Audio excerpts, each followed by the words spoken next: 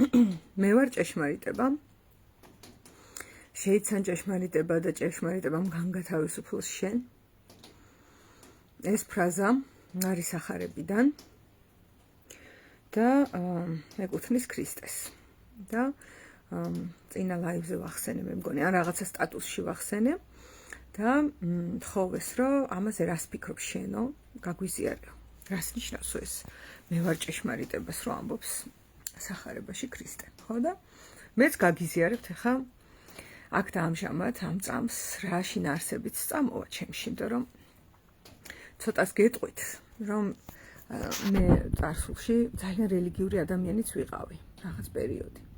დასაწყისში მაინტერესებდა ღვთაებრიობა რა არის, ღმერთი როგორია და პატარა ასაკში რაღაცნაირი პირობები მქონდა ცოტა არასტანდარტული ბავშვობაში და სახლში ბევრი წიგნი იყო და სახარებას ვკითხულობდი ჩემით, ბიბლიას, კიდე რაღაც გამარტივებული წიგნებიც იყო იესოს ცხოვრებაზე და სახარებიდან სხვადასხვა იგავები, ლეგენდები ქრისტეზე. კიდევ ვკითხულობდი, ეხლა დამავიწყდა, მგონი შვედი ავტორი არის, ქალი, სელმა ლაგერლოფი, ხო? მაგის ლეგენდებს რა, აი ესეთი ბავშვობა მქონდა ცოტა არასტანდარტული, უფრო მეტად წიგნებთან დაახლოვებული, თუმცა ზოგადად ძალიან ცელქი ბავშვი ვიყავი შინაგანად და როცა საშუალება მქონდა გარეგანათაც ეგრევე ვახორციელებდი ჩემს ჩანაფიქრს. აი მაგალითად ველოსიპედზე დაჯდომა ვისწავლე ერთი მისვლით. დავინახე ველოსიპედი და ვიცოდი რომ უნდა მომესწრო, დავჯექი და გავატარე. 7 წლის ვიქნებოდი რა. ეხაც დამყავს. ხო და მოკლედ იმის თქმა მინდა რომ დასაწყისში როცა სახარებას ვეცნობოდი, აბსოლუტურად ჩემით ვეცნობოდი ბავშვურად და ჩემი დასკვნები გამომქონდა. მე რაღაც ასაკში შევხვდი ადამიანებს, ვინც უფრო სტანდარტულ რელიგიასთან დამაახლოვა და ერთი პერიოდი ვიყავი აქტიური მრევლი, სხვადასხვა ეკლესიაშიც დავდიოდი, სხვადასხვა მღვდლებს ვიცნობდი. მყავდა სულიერი მამა, რომელსაც ეხაც მივიჩნევ ჩემს სულიერ მამად, გარდაიცვალა შარშან და ამ ადამიანთან ჩემი კონტაქტი კიდე ცალკე ამბავია. ასე რომ მინდა გითხრათ, რომ აი ამ სიტყვებზე ახლა აქ რაც მიწერია, მე ვარ ჭეშმარიტება, ძალიან ბევრნაირად მაქვს ნაფიქრი. დასაწყისში ახლა პატარა როცა ვიყავი და სახარება წავიკითხე, ეს სიტყვები მე არ ჩამრჩა. აი რეებიც ჩამრჩა ბავშვობაში, როდესაც სახარებას ვკითხულობდი, სულ სხვა რამ იყო. თუმცა მე რო გავიზარდა, ეხა ეს სიტყვებიც ამოტივტივდა, ხშირად იქადაგება, მრევლსაც ხშირად აინტერესებს, არა მრევლსაც, ყველა ადამიანს აინტერესებს ეს სიტყვები. რას ნიშნავს? ხო და ეხა გაგიზიარებთ მე რას ვფიქრობ ამ სიტყვებზე. ვიტყვი რომ არც ქადაგებლისის მაქვს, რა ქვია, პრეტენზია, არც თეოლოგი ან თეოსოფი ვარ, არაფერი მსგავსი ვარ, ერთი ადამიანი, ტასოგებია. სრულუფლებიანი და აი ამ ჩემ მოსაზრებას ვამბობ და არც იმაზე მაქვს პრეტენზია სწორია თუ არასწორია, მაგრამ რა კი ინტერესი იყო, ამიტომ გაგიზიარებთ, რომ მე როგორ ხედავ დღეს ამ ფრაზას. და ესე ვხედავ, ნახეთ. მე ვარ ჭეშმარიტება, ამბობს ქრისტე.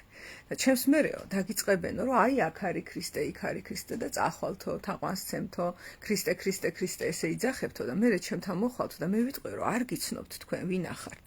საერთოდ ვინ ახართ. მე მეტყვიანო რომ აი შენ სახელს ვიძახდი მე, აი ქრისტე, ქრისტე და მე ვეტყვიო რომ აი კარზე რო ვიღაც მოგადგა და რომ არ გაუღე ის მე ვიყავი. ქუჩაში რო ვიღაცას უჭირდა და შენ გვერდით ჩაუარე და არ დაეხმარა, ეგეც მე ვიყავი. ის ადამიანი რომელსაც შენ უხეშად მოეკეცი და სიძულვილი აგრძნობინე, ეგეც მე ვიყავიო რა. ნახე რა საინტერესოა. თან ამბობს რომ მე ვარ ჭეშმარიტება. ეხლა საერთოდ სახარებაში ერთ-ერთი ძალიან საყურადღებო რაც არის რომ ყური ასხენს მენად და არ ესმით თვალი აქვთ, მაგრამ ვერ ხედავენ, ესეთ ფრაზებს ხშირად შეხვდებით, ისევ ქრისტესგან. და მე ადრე მეგონა რომ ფიგურალურად იყო. ანუ მოვისმინე რაც თქვეს, მაგრამ ვერ გავიგე შეიძლება, ხო? ეს მეგონა. და მე ნელ-ნელა რომ დავაკვირდი და თან მით უმეტეს ფსიქოლოგიით რომ დამინტერესდი, მივხვდი რომ ძალიან პირდაპირ შეგიძლია მაგის გაგება. აი პირდაპირ. აი ეგეთ მაგალითს მოგიყვანთ რა. ერთი ადამიანია რომელთაც და საერთოდ მე ყველანაირ ადამიანს უგებ ხოლმე და ძალიან ბევრნაირი მეგობარი მყავს და ხშირად ეს ჩემი მეგობრები ერთმანეთს ვერ უგებენ, ეს ხშირად მომხდარა. ხო და ერთი მეგობარი მყავს, რომელიც არის ძალიან ესეთი მკვეთრი მორწმუნე თუ არ ვიცი რა დავარქვა, ათეისტი. რომელსაც ეცინება ამ ყველაფერზე, შეურაცხყოფებს აყენებს ხოლმე ზოგჯერ და ასე შემდეგ და ერთხელ აეგრე რაღაცას კამათობდით თუ საუბრობდით და მე ღვთისმშობლის ხატი დავანახე და უთხარი რომ რას ხედავ აქ მეთქი რა ხო და თქვა რომ აი ღვთისმშობელს ხალხების გამოშტერებას, ადამიანების მართვას, манипуляციას, ამას იმას. და მე ვთხარი და იმას თუ ხედავ რომ დედა ხატია, რომელსაც შვილი უჭირავს მეთქი. და ეს გაკურებულმა შემომხედა. აი ამაზე მაქვს საუბარი. ნახეთ, კრიშნამურტი ამბობდა რომ ჩვენ როცა ხეს ვარქმევთ ხეს, ვართმევთ ესენციას. და როდესაც ბავშვები ვართ, ჩვენ არ ვიცით ხეს რა ქვია და არ ვიცით ხე რა მოვლენაა და ჩვენი ტვინი არ არის მიჯაჭული იმ რაღაც დასწავლილში ნაარსებს, რასაც მერე ჩვენი მშობლები თუ გარემო თუ ვინც გნებავთ, ისინი გვაჯაჭვავენ, ხო? თავის დაუნებურად. და აქედან გამომდინარე, ხეს როცა ბავშვი უყურებს, ის ძალიან ბევრ რამეს ხედავს იქ და მე როცა უყურებ, ძალისხმევა მჭირდება, რომ ისევ დავინახო იქ რაღაცეები და ბავშვობაში არ მჭირდებოდა. და თუ ძალისხმევას არ დავატან, უბრალოდ ხეა ეს და მორჩა მაგით, დაიხურა თემა, ნახე, ეს არის კონდიცირებული აზროვნება. და სამწუხაროდ ჩვენ ცხოვრების მანძილზე ხშირად ვიყენებთ ამ კონდიცირებულ აზროვნებას, ამას სხვანაირად ფიქსირებული განწყობა ჰქვია. და ასეთივე ფიქსირებული განწყობა ხდება ჩემი აზრით, ჩემი გადასახედიდან, როცა ქრისტე ამბობს მე ვარ ჭეშმარიტება, აქ მიჯაჭვა ხდება იმაზე, რომ აი ქრისტე, რომელიც სახარებაში წერია, რომელიც არ ვიცი პირველ საუკუნეში დაიბადა და იქიდან დაიწყო ათვლა საუკუნეების და ასე შემდეგ, ეგ არის ჭეშმარიტება და ეხლა რას ნიშნავს ეს ჭეშმარიტება და ჭეშმარიტებას რო იტყვიან ხოლმე სიტყვას, ახლა მოდის ფანატიზმი, შავთეთრი აზროვნება. ქრისტეს რო ახსენებ, კაია თუ არ ახსენებ, ცუდია. რაც იმან თქვა იმას თუ გააკეთებ, კაია თუ არ გააკეთებ, ცუდია და აი ეს ამ შავთეთრ აზროვნებაში და ფიქრებში, რომელიც ფსიქოთერაპიიდან ვიცით რომ ფანტაზიის სფეროა და საერთოდაც ადამიანს არ ეკუთვნის და ღმერთმა უწყის ვინ ფიქრობს აქ. გიზვიადებთ ეხლა ცოტა, მაგრამ სადღაცა ეგრეა.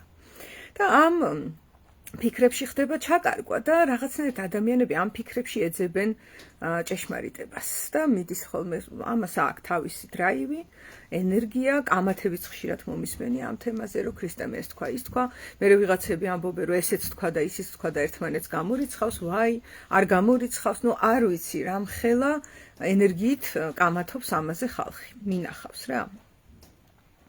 და ეხლა მე გეტყვით თუ არ მივეჯაჭვებით აი ამ სიტყვებს მე ვარ ჭეშმარიტება ქრისტე რო ამბობს და ესე ფიქსირებული განწყობით და რაც მილიონჯერ მოგვისმენია მაგ გადასახედიდან თუ არ შევხედავთ და საკუთარი გადასახედიდან ვეცდებით სხვადასხვა დასკვნებს გამოვიტანთ და მე ხა გაგიზიაროთ მე რა დასკვნა გამოვიტანე მე ვარ ჭეშმარიტება როცა ამბობს და სხვათა შორის გურჯიევთან არის კიდე მე ვარ ჭეშმარიტების გარეშე მე ვარ უბრალოდ ეს გულისხმობს რომ მედან ამოდის ჭეშმარიტება ანუ მე გამაჩნია უნარი რომ ჩემს თავში ჩავიხედო გავაცნობიერო გნებავთ ცხად ვიგრძნო გნებავთ ჩავიძირო რაც უფრო ასე ვთქვათ გაუცნობიერებელ პლასტებს შევეხები და გაუმკლავდები რომ ესენი ამოტივტივდეს და მე შევეხო მათ და დავრჩე მათთან უფრო და უფრო აღვიქვავ ჩემს ჭეშმარიტებას ჩემს სამყაროს, ჩემს რეალობას და მე ამ რეალობაში რაც უფრო ჩავდივარ, უფრო ვხედავ და აღვიქვავ რა ხდება სხვაგან. იმიტომ რომ სადღაც ჩვენ ყველანი ერთმანეთთან ვართ დაკავშირებული. თუ ეხლა ფანტაზიებით და ფიქრით დავიწყებთ სამყაროსთან შეხებას და ესე ვაკეთებთ დღეს ყველა. მეც ესე ვაკეთებ. ხანდახან გამომდის რომ ეგრე არ გავაკეთო, მაგრამ ეს ხანდახან შრომას მოითხოვს ხოლმე. ამ ზოგჯერ სპონტანურად ხდება, მაგრამ ძირითადად ფიქრით ვეკონტაქტებით ერთმანეთს, სამყაროს და ასე შემდეგ და რა ხდება? რაღაცა ლამას იდეას წარმოვიდგენთ, ეს მაია აღმოსავლური კულტურიდან და ამ იდეის გარშემო ვცდილობთ რომ დავაორგანიზოთ რაღაცეები რა. მეც გამიკეთებია და გარეთაც მინახავს სხვებისგან. ვაი მაგალითად არ ვიცი, სახლის პროექტი დავდგათ. დაიწყება ესე რომ ამდენი და ამდენი სართული, იმდენი და იმდენი ოთახი, ეს საძინებელია ესე, ის და დადგავენ ამ სახლს რა. და მე უცებ გამოირკვევა რომ არ ვიცი, თურმე მიწები ქვევით მთლად მყარი არ არის. თურმე ჩრდილოეთით არის მოქცეული საძინებელი. იქ მზისხივი არ შემოდის. მზისხივი თუ არ შემოდის, მერე მიკრობებია და ასე აი ნახე უკვე დამდგარ სახლზე იწყება ხოლმე გადაკეთების საჭიროება დგება, იმიტომ რომ რაღაცები ისე არ არის. ანუ პროექტი არ ვარგოდა რა, პროექტი იყო ლამაზი, რომ შეხედავ გესიამოვნება, მაგრამ ფუნქციური არ არის. და ესე ხდება, როცა ადამიანი ფიქრებს გამოეკიდება, ლამაზი პროექტებია ძალიან, თუმცა ენერგია იქ არ არის ხოლმე როგორც წესი, იმიტომ რომ ფიქრები არის სხვები ჩვენში. ეს აღარ მახსოვს ამ პერლსმა თქვა, ან მოვისმინე ერთ-ერთ ტრენინგზე არაჩვეულებრივი ტრენერისგან, 2-1 ან ორივე ერთად. და ეს სხვების აზრები, სხვების ფიქრები, ეხლა თუ გნებავთ სარტრიც მოვიყვანოთ, რომ ჯოჯოხეთი ეს არის სხვები და ეს ილუზიის და მაიის სამყარო, რა თქმა უნდა, არის ჯოჯოხეთური იმ გაგებით, რომ რაღაცას წარმოვიდგენ და იმას მივსდევ და ამ დროს პარალელურად მე, ნამდვილი მე, რომელიც ჭეშმარიტი არის ფრუსტრირებული, დაიგნორებული, მიტოვებული, არ მოსმენილი, ვერ ნაგრძნობი, ბევრი სხვა რამ სჭირს მას ნელ-ნელა ასაკთან ერთად იმატებს ეს და იშვიათია და საერთოდ მე ვფიქრობ რომ ადამიანი თუ არ ზრუნავს რომ უსმენდეს მას ისეთი გარემოა რომ ავტოპილოტზე ხო საეჭვოა ისე გაგიმართლოს რომ თავისით შეგრჩეს მაგის მოსმენის უნარი და აი ეს ჭეშმარიტება ან სხვა სიტყვით რო ვთქვათ რეალობა მაგრამ ამ ჭეშმარიტებას რო ამბობ რაღაცნაირად ფანატიკური ნიავი დაუბერავს ხოლმე მე მეცაც გეტყვით ქრისტეს რო ვახსენებ მანდაც ფანატიკური ნიავი უბერავს ჩემი გამოცდილებაა და ჩემი პროექციაა ქრისტე უბრალოდ სიტყვაა და სახელია ადამიანის ხო მაგრამ რაღაცა ისეთი კონტექსტი შეიქმნა და ისეთი გარემო პირობებია შექმნილი საქართველოში რომ ქრისტეს რო ამბობ ეს რაღაც ეგრევე ფანატიკური ძალიან რელიგიური ბნელი მოდი ვაღიაროთ და ბევრი ესეთი რამ მოდის ასოციაციით ამას არ გულისხმობ არც ჭეშმარიტება სიტყვა დღეს ვფიქრობ აღარ გამოხატავს იმას რაც ითქვა ჩემი აზრით ითქვა ის რომ მე ჩემში მაქვს რეალობა და ეხლა ნახეთ როგორ არის კიდევ ამ ჭეშმარიტებასთან დაკავშირებული გაცნობიერება და ცხადგრძნობა და ეს ყველაფერი აქ იმაზე კი არ არის საუბარი ჩემი გადასახედიდან რომ აი ქრისტემ რაც თქვა და არ იქა და თავი მოვიკლათ ეხლა გავეკიდოთ იმ აზრებს იქ რაც წერია სახარებაში თან ღმერთმა უწყის კიდე მღვდლების ქადაგებაში როგორ არის გავლილი და რა არის მომხდარი ესე არა ნახე მე ვარ თითოეულ თქვენგანშიო ესეც ითქვა ხო ანუ ეს სიმართლე და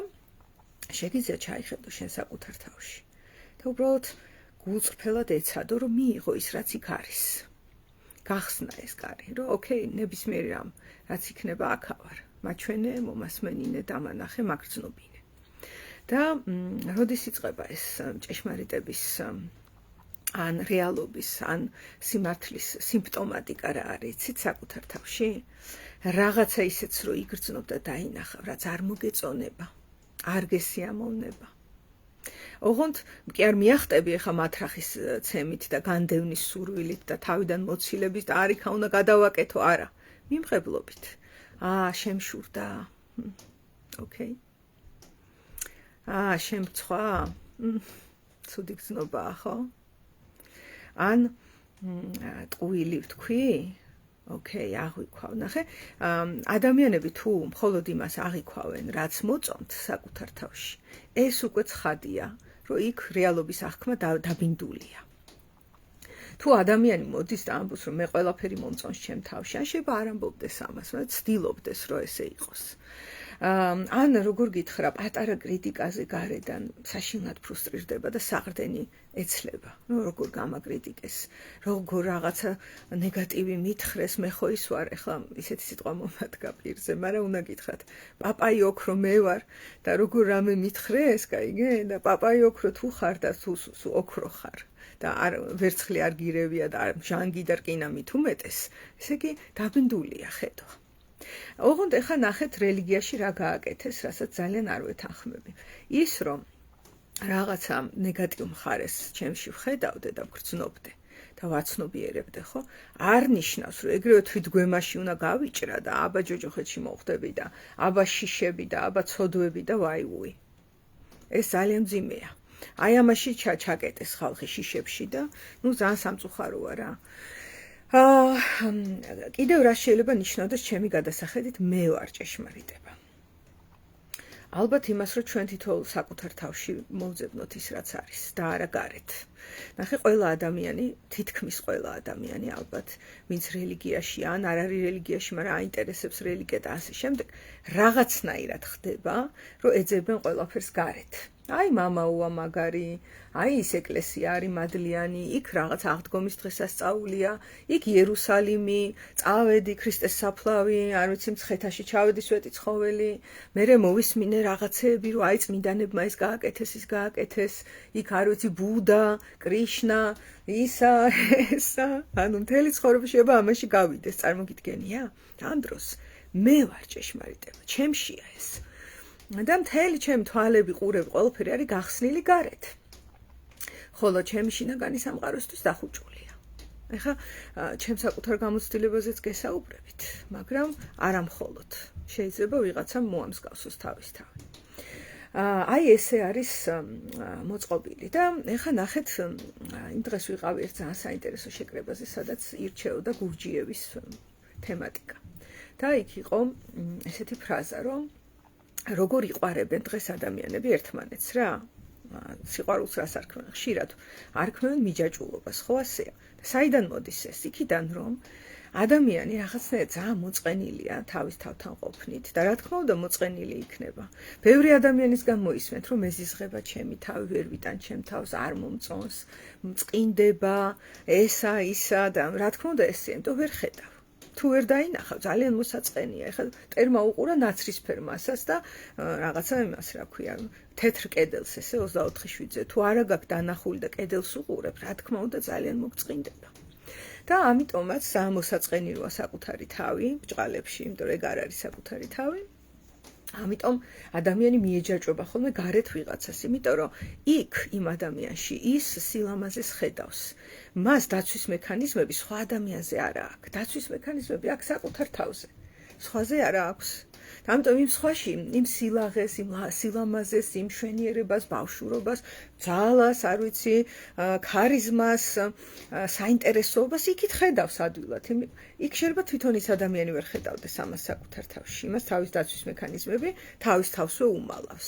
ანუ სირთულე რაშია, რომ მე რო ვარ რეალობა და ჭეშმარიტება, თუ მე სიყვარული მინდა, ურთიერთობა მინდა და ასე შემდეგ, ერთი პირველი ნაბიჯი არის, რომ ჯერ ჩემი თავი დავინახო.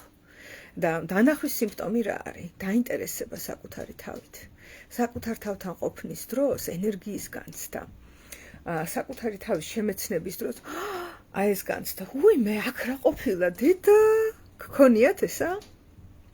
არა და არის, იცი? აი როგორც კი საკუთარი თავზე დაკვირვებას დაიწყებ და იქნები გულგახსნილი, რომ გაჩვენოს რაღაცები, ისეთები შეიძლება ამოტივტიროს, რომ ვერც წარმოგედგინა საკუთარ თავზე.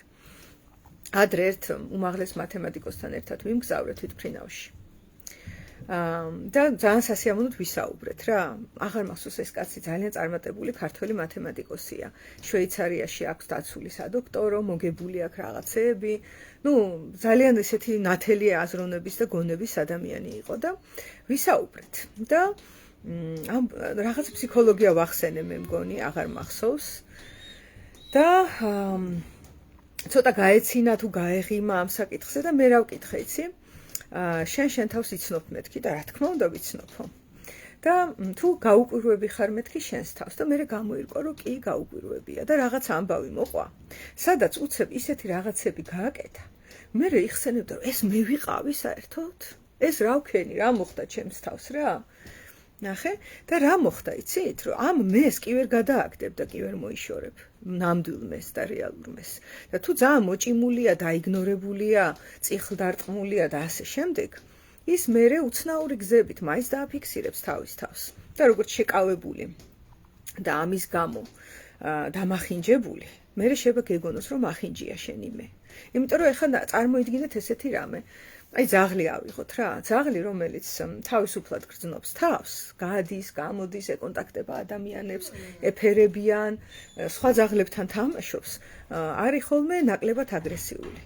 მაგრამ ძაღლს თუ დააბავ, როგორც კი დააბავ, ყეფას იწყებს რა. ეგრევე. და ეს რას ნიშნავს, რომ ძაღლის ბუნება არის ყეფა? არა მგონია. რა თქმა უნდა უყვარს ძაღლს ყეფა, მაგრამ აი ეს აგრესიული კბილების ხრჭენით, საშინელი აგრესიით, ბალანს რო ესე ზევით აწევს, რაიმე ცოცხალის დანახვაზე რო ეგრევე აგრესიაში მოდის, ეს გამოიწვია იმან, რომ აბია და შია და წიხლი აქვს დარტყმული. და თუ ესე დააბავ შინაგან მეს, რომელიც ჭეშმარიტია, ისიც ესეთ ბუნებას გამოავლენს კი ეს სამყაროს კანონია აქ დედამიწაზე ასე ამოცემული ეს მე ნამდვილი ჭეშმარიტი მე არ გაჩენილა იმისთვის რომ დაბმული და წიხდაჭერილი იყოს არც ძაღლი გაჩენილა იმისთვის რომ დააბან და წიხლი არტყან და აშიმშილონ ეს არ არის მისი ბუნებრივი პირობები და თუ გარემო პირობებს შეუცვლი სხვანაირ რაღაცებს მიიღებ ხო რომ წარმოიდგინოთ რომ რაღაცა დასხივება რომ მოხდეს ხო იქ მე რაც ხდება და როგორი სამყაროც ვითარდება ხო ის არ არის თავისთავადი ის არის რაღაც გარემოდან წამოსული იმის რეაქცია ასევე არის ესეც და ამიტომ აი ეს მე ესე მესმის მე ვარ ჭეშმარიტება არის რომ არა მხოლოდ ქრისტე და თან ქრისტე ამბობს რომ ყველანი ქრისტეები ხართ ყველანი ღმერთები ხართ ამას არავინ აღარ ქადაგებს სამწუხაროდ მე კი ისე დამამახსოვრდა ეგ ბავშვობაში რომ დები და ძმები ხართო ჩემიო და ჩვენ მე ვამბობთ ხოლმე რომ მონები ვართ რატო უნდა ადამიანს ეს მონობა გინდა გითხრათ და რატო არის რომ მე ვარ ჭეშმარიტება და თუ შეიცნობ ჭეშმარიტებას ის გაგათავისუფლებს შენ აი ხა ამას გეტყვით ესეც ძალიან მნიშვნელოვანი ცოდნა არის ადამიანი თუ შეიცნობს საკუთარ თავს, ის ნელ-ნელა ვითარდება ისე, რომ მას შეუძლია პასუხისმგებლობის აღება იმაზე, რომ არის მარტო და არის საკუთარი თავი. ეს არ ნიშნავს მარტოსულობას. ეს ნიშნავს, რომ ის თავის თავზე არის პასუხისმგებელი. აი მარცხნივ წავა თუ მარჯვნივ წავა, ამას წვეთს თვითონ და შედეგებიც არის მისი პასუხისმგებლობა. ამას რო შეიცნობს, ეს არის საკუთარი თავის გაღვივება აქ. და აი აქ ამ რეალობაში რომ მე ვარ რო აღიქვავს, ნახე ჭეშმარიტება მოხსნა გურჯიევმა, არ იყო საჭირო, იმდენად იმ ეპოქაში როგორც ჩანს, მე ვარს რო შეიცნობს და თვითონ რასაც აკეთებს, შედეგი რო ეს თავისი პასუხისმგებლობა, აქ მოდის დამოუკიდებლობა, ანუ ნამდვილი თავისუფლება. და თუ მე მონავარ და-ძმა კი არა ვარ, მონავარ, ცოდვილი ვარ, ვაი, მონავარ, აი ამას რო ვიძახი. ამ დროს ყავს ბატონი და ჩემზე ვინ არის პასუხისმგებელი ჩემი ბატონი და აქ მე ვარ წყნარად და მშვიდად იმიტომ რომ მარცხნივ წავალ თუ მარჯვნივ წავალ ეს ჩემი პასუხისმგებლობა აღარ არის და ეგ პასუხისმგებლობა კიდე რომ დაგიმატოთ რელიგიური ანალიტიკა და ფსიქოლოგიური ხო არის ზუსტად ის ჯვარი რომელიც ასაღებია პასუხისმგებლობა ორიენტაციაზე რომ აი მარცხნივ მარჯვნივზე ვითქვევით ესე სიმბოლურად რო ვისაუბრო და ეს ჯვარი საკუთარი თავია, საკუთარი მარტოსულობაა და არა აუცილებლად ტანჯვა, წამება რაღაცა რომელიც უნდა მოითმინო, როგორც დღეს ესმით ქრისტიანობაში. მე ეგრე არ მესმის. და ეს ჯვარი არის აი ამ თავისუფლების და მარტოობის პასუხისმგებლობა, სადაც აცნობიერებ რეალობას, შენს რეალურ სამყაროს და თქვენ წარმოიდგინეთ, კი, მარტოობა არის, მე ერთი-ერთეული ვარ უნიკალური. და ამავდროულად აი მაგ სიღრმეში ჩაძირვის დროს და იქიდან რეალობის შეგრძნების დროს მე ხედავ რომ ყველა ერთი ვართ. აი ესეთი საინტერესოა. ყველა ერთისათვის ერთი ყველასათვის რაღაც ესეთი ხდება მე. ხო, აი ეს მინდოდა მეთქვა აი ამ სიტყვებზე მე ვარ ჭეშმარიტება და როგორ ხდება ამ ჭეშმარიტების შეცნობით რო ხდება გათავისუფლება, აი ეს ამბავია. და არა ის რომ აი ეგ სახარებაში 21 საუკუნის წინ რაც დაიწერა ქრისტე არის ჭეშმარიტება და მე ახლა 21 საუკუნის წინ ადამიანი ვინც ცხოვრობდა ღვთაებრივი თუ ვისაც წამს რომ ნახევრად ღმერთი ნახევრად ადამიანი ის ხო ფაქტია რომ სრულად ადამიანია და მე ესე მოვიხსენიებ და იმ ადამიანს უნდა გამოვეკიდო ახლა 21 საუკუნიდან და თან როგორ იცით ფიქრებით და არ მოусმინო არ მოусმინო, იმიტომ რომ ჩემი ყურები, თვალები და ყველაფერი არის გარეთ. მე ჩემ თავში კი არ უსმენ. გარეთ უსმენ. აი მამაო მესე მითხრა, ყავა არ დალიო და 60-ში მოხდებიო და აი ესე ამაზე ყავთ დაყვანილი ეს ამბავი. და ერთსაც კიდე დაგიმატებთ. დამოუკიდებლობა და საკუთარ თავად ყოფნა, იმ დღეს შემხდა არაჩვეულებრივი ისა რა, მიმი. ეს ალგორითმი ხო ხდება რა უნდა შეგახვედროს. ხო და რომ მკითხონო მოსე რატო არა ხარო, მაგას ვეტყვიო. მაგრამ რომ მკითხონო საკუთარი თავი რატო არა ხარ, არ ვიციო ეგ. და იმიტომ არა ვართ, რომ ჩვენ ყურადღებას თავიდანვე გარეთ გაიტანენ ხოლმე, რომ აი ეს ისწავლე, ნახე, გარეთ ეს ხდება, ის ხდება, აი მამაოს მოусმინე, დედას მოусმინე, მამას მოусმინე, ავტორიტეტებს მოусმინე, გურუებს მოусმინე, აი კრიშნამურტი, პერლსი, გეშტალტი, ყველაფერი შევა ამაში რა, არ მომერიდება ამის თქმა. ოღონდ არ მოусმინო საკუთარ თავს. არ მოусმინო. და ძალიან ხშირად საკუთარ თავზე თქვათ ადამიანებთან ვისთანაც მაქვს შეხება. თუ თქვი რომ აბა, რა ხდება? დააკვირდი შენს თავს, შეიგრძენი შენი თავი, დასაწყისში არის ხოლმე, რომ აუ, რაზე ვფლანგავთ დროს, რაში ვკარგავთ თერაპიის ძვირფას დროს, რა ეხა ფეხებს დავაკვირდე და მუცელში ჩავიხედო, ეს რა თმიდა, მე ის ამბავი მაქვს მოსაყოლი, როგორ დამსტრესეს და რა მიქნეს, არა მესმის რომ მოსაყოლია, განა არ უნდა მოყვე. მაგრამ თან, მოდი დააკვირდი სულ მინიმუმ როყვები მაგ დროს რას გრძნობს სხეულში, ხო? და ამას აღიქვამენ ხოლმე ადამიანები დროის კარგვად და ეგ რას ნიშნავს, რომ უფასური ხარ. შენ საკუთარ თავზე დაკვირვება აღიქმება დროის ფლანგად, ეს ხო ისედაც ცხადია. გაიგე თურმე, ვინ ახარ? არ არის ეგრე. იმიტომ არის ადამიანი ესე მოწყენილი საკუთარ თავთან, რომ ის არ შეუცვნია და ჯერ მაქედან იწყება ეს ყველაფერი. და აი მაგ ჭეშმარიტების გარკვევით მე მოდის თავისუფლება, რომელიც არის დამოუკიდებლობა. და სულაც არ არის თავისუფლება ნეტარება აუცილებლად. ორივე გრძნობაა. თავისუფლება არის საკუთარ თავს მისცე უფლება იმისიც, რომ იცინო, იმისიც, რომ იტირო და იგრძნო ეგ ორივე. აბა, კარგად.